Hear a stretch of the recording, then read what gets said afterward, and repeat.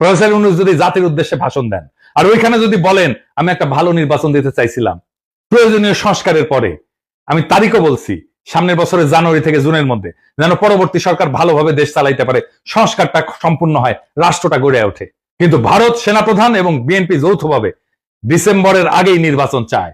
আমি যেহেতু এর আগে করতে পারবো না, নির্বাচন দিতে প্রস্তুত হইতে পারবো না, আমি বিএনপি আর সেনাপ্রধানকে আর একটা তত্ত্বাবধায়ক সরকার গঠন করতে আহ্বান জানাই। আমরা তাদের কাছে ক্ষমতা দিয়া আমাদের কাছে চলে যাব।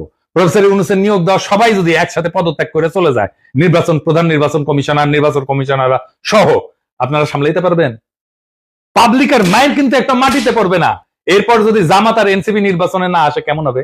নিজেরাই হাসিনা যেরকম হাত মারার নির্বাচন করেছিল ওরকম হাত মারার নির্বাচন করতে হবে। আপনারা ডিসেম্বর কেন, এই মাসে নির্বাচন করে ফেলেন, আমাদের প্রধান উপদেষ্টা বানান, দেখি উই নাকি কয়েক মাসের মধ্যে নির্বাচন করে দেবে, করুক না। মির্জা ফখরুলকে প্রধান নির্বাচন কমিশনার বানিয়ে দেন।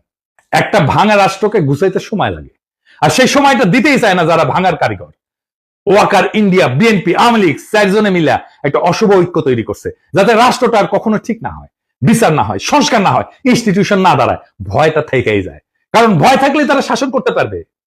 কিন্তু ভয় আর বিশ্বাস, এই দুয়ের মধ্যে বেছে নিতে হবে বাংলাদেশকে, আমরা কোনটা চাই। প্রফেসর ইউনূস ভয় দিয়ে শাসন করতে চায় না, তাই তিনি বলছেন সংস্কার ছাড়া নির্বাচন মানে প্রতারণা।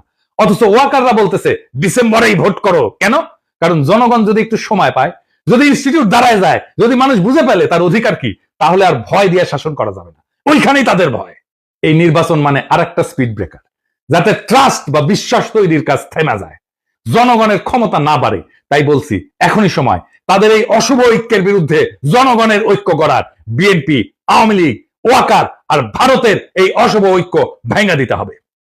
প্রফেসর ইউনূসকে সময় না দিলে এই রাষ্ট্রে শুধু সরকার বদলাবে, শাসন বদলাবে না, শুধু মুখ বদলাবে, হিংসা লুটপাটের কাঠামো থাকবে আগের মতোই।